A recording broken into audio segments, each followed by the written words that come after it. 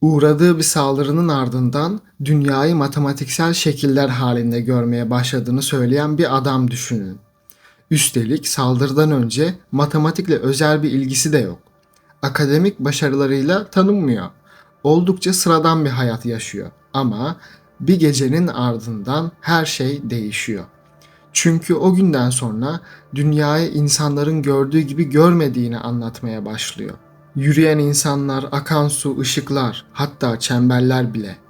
Ona göre artık her şey geometrik desenlerden oluşuyor gibiydi.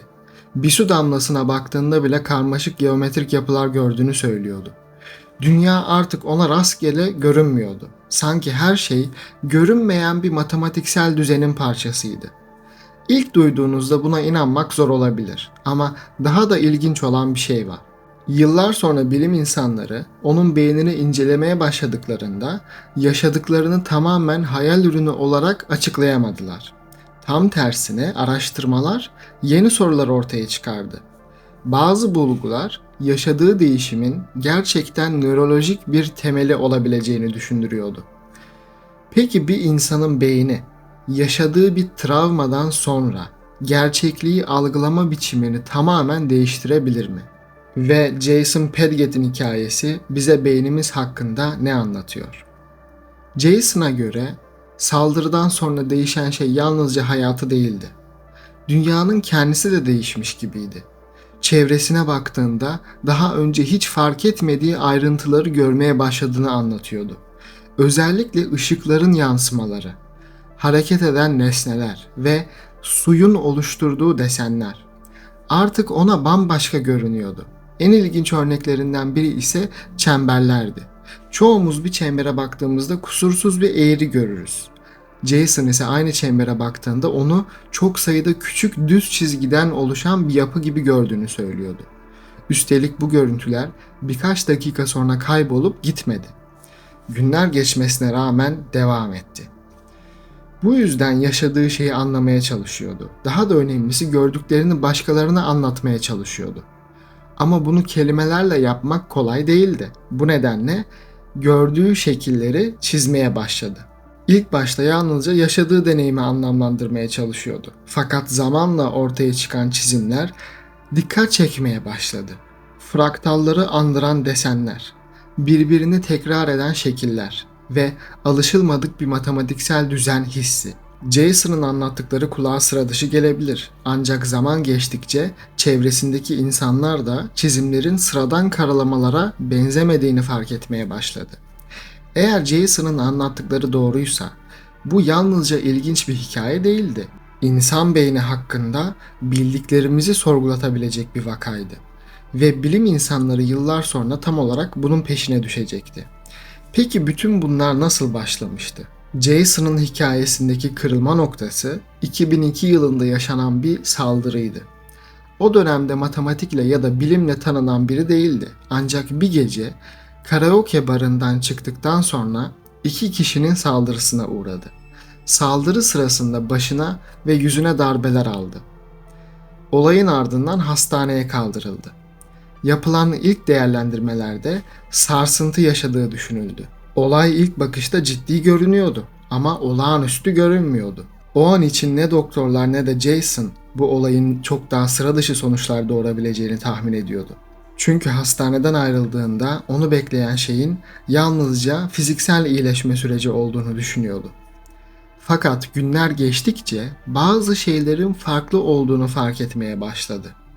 Önce çevresindeki dünyayı farklı görmeye başladı. Sonra bu değişimin geçici olmadığını anladı. Ve zamanla yaşadığı şey basit bir iyileşme sürecinin çok ötesine geçti. Bir saldırının ardından başlayan bu değişim yıllar sonra nörobilim araştırmalarında örnek gösterilecek kadar dikkat çekici bir vakaya dönüşecekti. Ama asıl ilginç olan şey Jason'ın gördükleri değildi. Çünkü gördüklerini çizmeye başladığında ortaya çıkan şeyler yalnızca onun dikkatini çekmeyecekti. Jason yaşadığı şeyi anlatmakta zorlanıyordu. Bu yüzden gördüklerini kağıda aktarmaya başladı. Başlangıçta amacı yalnızca zihninde oluşan görüntüleri anlamlandırmaktı. Fakat çizdikçe ilginç bir şey fark etti. Kağıtta ortaya çıkan şekiller sıradan karalamalara benzemiyordu. Üstelik ortaya çıkan şekiller yalnızca çevresindeki insanları değil, Jason'ı da şaşırtıyordu. Çünkü gördüğü şeyleri çizdikçe bu görüntülerin belirli bir düzen taşıdığını fark etmeye başlamıştı. Jason için bunlar yalnızca çizim değildi. Bunlar dünyayı nasıl gördüğünün bir kaydıydı. Zamanla bu çizimler başka insanların da dikkatini çekmeye başladı. Çizimleri gören bazı matematikçiler ve akademisyenler bunların rastgele çizimler olmadığını düşünüyordu. Çünkü çizimlerde belirli bir düzen vardı. Belirli bir tekrar vardı ve açıklanması kolay olmayan bir tutarlılık vardı. İnsanların ilgisini çeken yalnızca çizimlerin kendisi değildi. Asıl dikkat çekici olan şey bu çizimlerin ortaya çıkış hikayesiydi.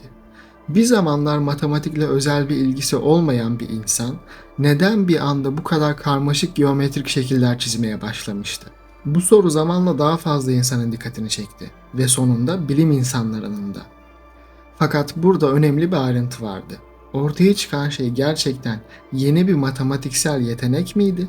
Yoksa insanlar Jason'ın yaşadığı değişimi yanlış mı yorumluyordu? İşte hikayenin belki de en kritik sorusu buydu. Ve bu sorunun cevabı Jason'ın hikayesine bakış açısını tamamen değiştirecekti. Peki Jason Padgett'in başına gelen şey gerçekten bir matematik dehasının ortaya çıkışı mıydı? Birçok kişi bu soruya hiç düşünmeden evet cevabını veriyordu. Sonuçta matematikle özel bir geçmişi olmayan bir insan bir saldırının ardından karmaşık geometrik şekiller çizmeye başlamıştı. Üstelik bu çizimler yalnızca çevresindeki insanların değil, matematikçiler ve araştırmacıların da dikkatini çekmişti. İlk bakışta her şey oldukça net görünüyordu. Ancak ortada gerçekten kafa karıştırıcı bir durum vardı. Çünkü Jason'ın yaşadığı değişim alıştığımız anlamda bir matematik dehasının ortaya çıkışına tam olarak benzemiyordu. Örneğin onun olağanüstü bir hızla matematik problemleri çözdüğüne dair bir hikaye yoktu. Yeni matematik teorileri geliştirdiğine dair de. Asıl ilginç olan şey başka bir yerdeydi. Jason'ın farkı matematiği çözmesinden çok matematiği görmesi gibi görünüyordu. Dünyaya baktığında gördüğü şekiller, çizdiği desenler ve anlattığı deneyimler daha çok algıyla ilgili bir değişime işaret ediyordu. Belki de hikayenin merkezinde matematik değil, algı vardı. Bu yüzden bazı araştırmacılar farklı bir soru sormaya başladı. Jason gerçekten yeni bir yetenek mi kazanmıştı? Yoksa beyni zaten var olan bilgileri ve görüntüleri işleme biçimini mi değiştirmişti? Bu soru yalnızca Jason'ın hikayesi için değil, insan beynini anlamaya çalışan bilim insanları için de önemliydi. Ve araştırmacılar onun beynini incelemeye başladıklarında hikayeyi daha da ilginç hale getiren bazı bulgularla karşılaşacaktı. Peki araştırmacılar Jason'ın beynini incelediklerinde ne buldu? İlginç olan şu ki, araştırmacılar Jason'ın anlattıklarını tamamen çürütemedi. Ancak ortaya çıkan tablo da sanıldığı kadar basit değildi. Bilim insanlarının üzerinde durduğu açıklamalardan biri, edinilmiş Seven sendromu olarak bilinen durumdu. Bu bazı insanların beyin hasarı ya da nörolojik değişimlerin ardından sıra dışı beceriler geliştirdiği nadir bir durum olarak tanımlanıyor. Jason'ın yaşadıkları da bazı araştırmacılara göre buna benziyordu. Fakat bu açıklama tek başına yeterli değildi. Çünkü bazı uzmanlar yaşanan değişimin yalnızca yeni bir beceri kazanımıyla açıklanamayacağını düşünüyordu. Onlara göre asıl değişim Jason'ın dünyayı algılama biçiminde yaşanmış olabilir. Bu noktada beyin görüntüleme çalışmaları devreye girdi. Yapılan incelemeler Jason'ın yaşadığı değişimin nörolojik bir temele sahip olabileceğini düşündüren bazı bulgular ortaya koydu. Bu bulgular her şeyi açıklamıyordu ama önemli bir ipucu veriyordu. Bazı araştırmacılara göre Jason'ın beyni normalde fark edilmeden filtrelenen bazı görsel ayrıntıları artık çok daha belirgin şekilde işlemeye başlamış olabilir. Başka bir deyişle çoğumuzun zihninin otomatik olarak elediği bazı detaylar Jason'ın dikkatinden kaçmıyor olabilir.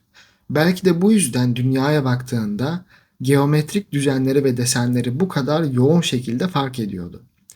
Bazı araştırmacılar ise hikayenin yalnızca görsel algıyla açıklanamayacağını düşünüyordu. Bu nedenle sinestezi benzeri özelliklerin de süreçte rol oynayabileceği öne sürüldü. Ancak tüm bu açıklamalara rağmen önemli bir gerçek değişmedi. Bugün bile Jason Padgett'in yaşadığı değişimin tam olarak nasıl ortaya çıktığını kesin olarak bilmiyoruz.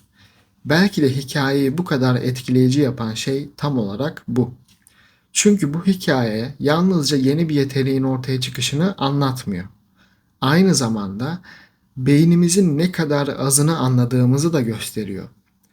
Fakat Jason Padgett'in hikayesinde çoğu zaman gözden kaçan bir taraf var. İnsanların ilgisini çeken şey Jason'ın ne kazandığıydı. Ama çoğu kişi ne kaybettiğini pek konuşmuyordu. Oysa madalyonun diğer yüzü çok daha karmaşıktı. Çünkü Jason yalnızca yeni bir algı biçimiyle yaşamayı öğrenmiyordu. Aynı zamanda yaşadığı travmanın etkileriyle de mücadele ediyordu.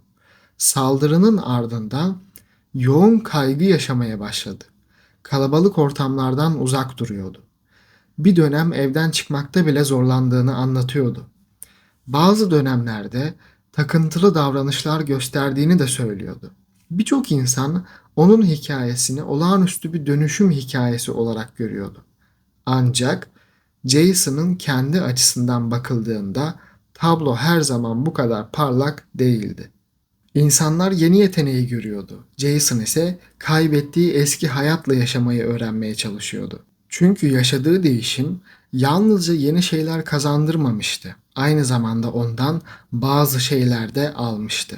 Bu nedenle onun hikayesini yalnızca bir süper güç kazanma hikayesi gibi anlatmak eksik kalır. Çünkü gerçek hayatta büyük değişimler çoğu zaman yalnızca fırsatlar getirmez. Beraberinde zorluklar da getirir. Belki de Jason'ın hikayesini ilginç yapan şey yalnızca dünyayı farklı görmeye başlaması değildir. Belki de asıl dikkat çekici olan şey yaşadığı tüm bu değişimlere rağmen hayatına uyum sağlamaya çalışmasıdır. Ve belki de bu hikayenin bize anlattığı en önemli şey beynimizin değişebilmesi kadar insanın o değişimle yaşamayı öğrenebilmesidir. Jason Padgett'in hikayesine baktığımızda ilk dikkat çeken şey dünyayı farklı görmeye başlaması olabilir. Ama belki de bu hikayenin en ilginç tarafı bu değildir. Belki de asıl ilginç olan şey beynimizin gerçeklik dediğimiz şeyi nasıl oluşturduğudur. Çünkü gördüğümüz dünya yalnızca dışarıdaki dünya değildir. Aynı zamanda beynimizin bizim için oluşturduğu deneyimdir. Jason'ın hikayesi bize bunu hatırlatıyor. Bazen beynin çalışma biçimindeki küçük bir değişim bile insanın dünyayı deneyimleme şeklini tamamen değiştirebiliyor. Belki Jason'ın hikayesi bize yeni bir yeteneğin nasıl ortaya çıktığını göstermiyor. Belki de bize gördüğümüz dünyanın sandığımız kadar basit olmadığını gösteriyor.